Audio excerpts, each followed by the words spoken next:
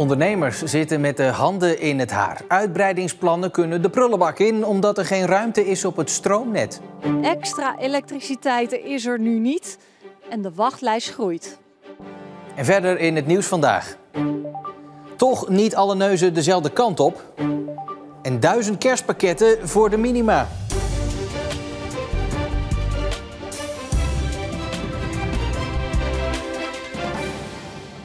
Goedenavond. Het zijn er niet een paar en ook geen tiental, maar liefst 63 bedrijven in Zeeland die niet kunnen uitbreiden omdat het stroomnet simpelweg vol zit.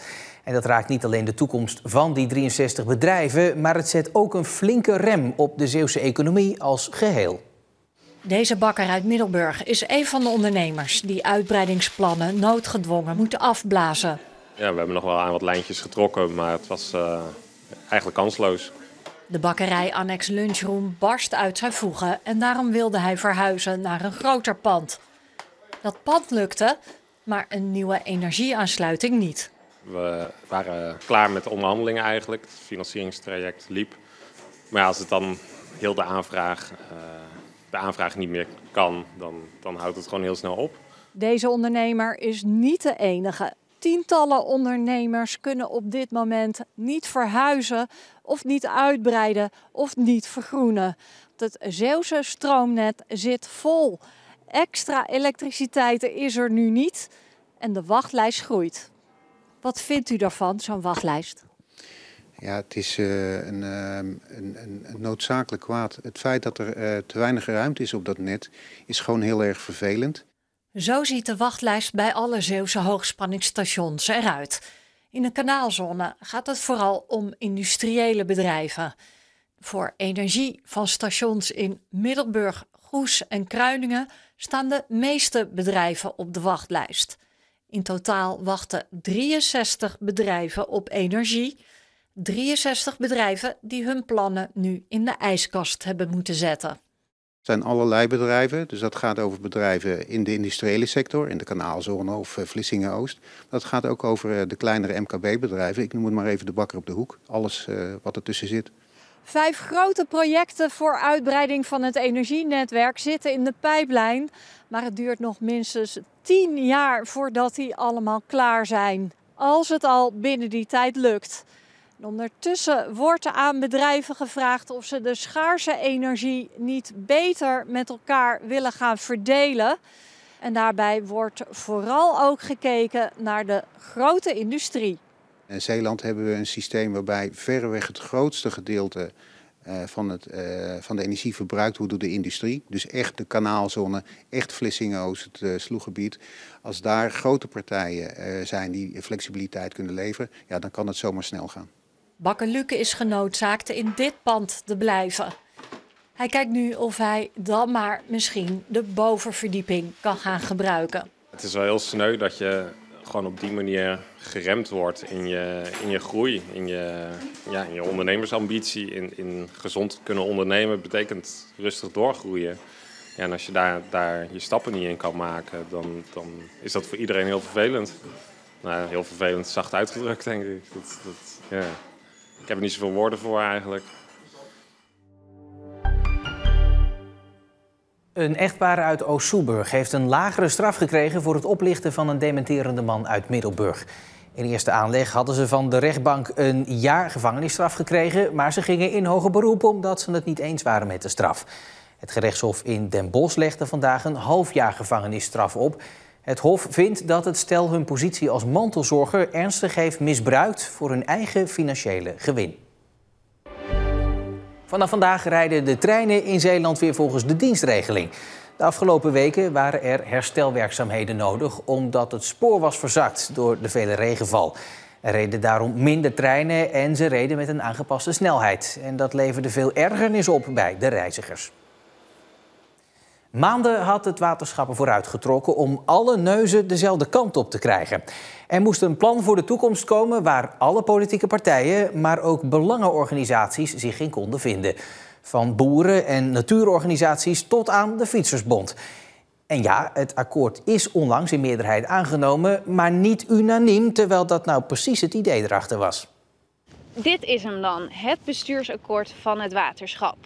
Coalitiepartijen, oppositiepartijen, maar ook belanghebbenden zoals landbouworganisatie ZLTO en de Fietsersbond mochten van tevoren aangeven wat zij graag willen dat het waterschap doet.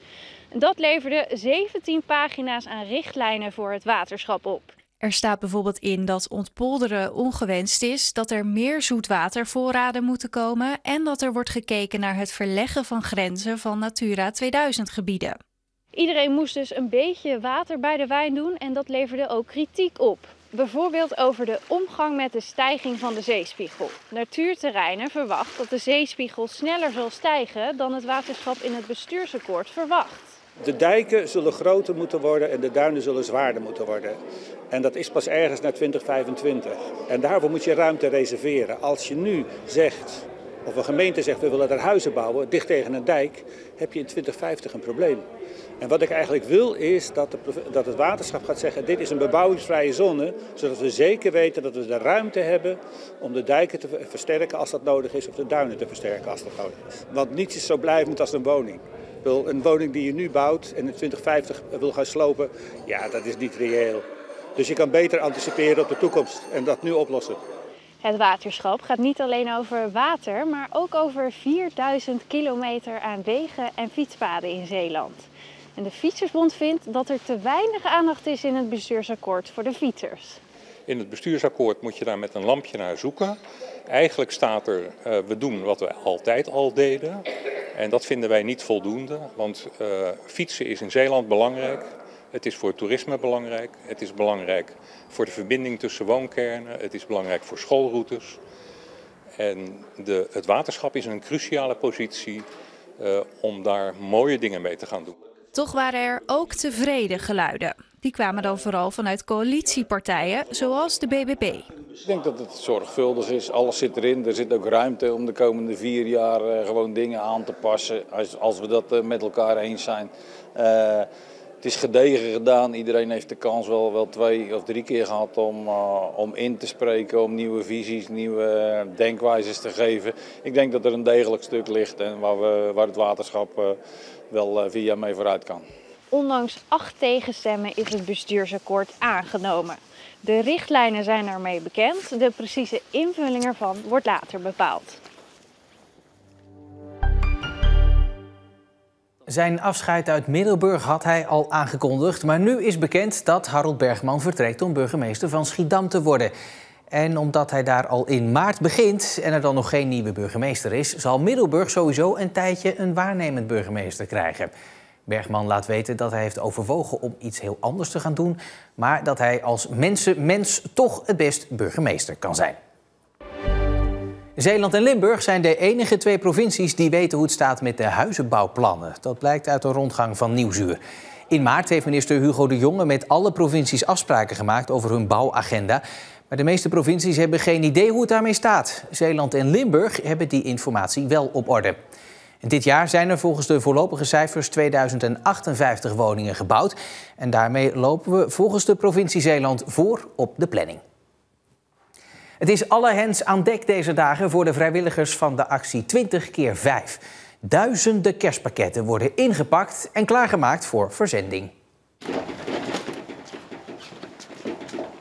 Dit zijn de dagen, hè? Het is hartstikke druk. Hoeveel telefoontjes heb jij gisteravond gekregen? Gisteren had ik 104 telefoontjes verwerkt. 104? Ja, en dat ging over alles en nog wat, maar vooral over boksen en over cadeautjes en logistiek. Dus we zijn nu met ongeveer 60 vrijwilligers volle bak bezig. Op 3 werklocaties, dit is er 1 van. Dus het is echt op alle plekken zijn mensen nu bezig met deze challenge. En je ziet op social media overal foto's voorbij komen van gevulde boksen. En daar worden we echt heel erg blij van. Gaan jullie dit allemaal redden? Jazeker, niet alle 40.000 pakketten gaan door mijn handen.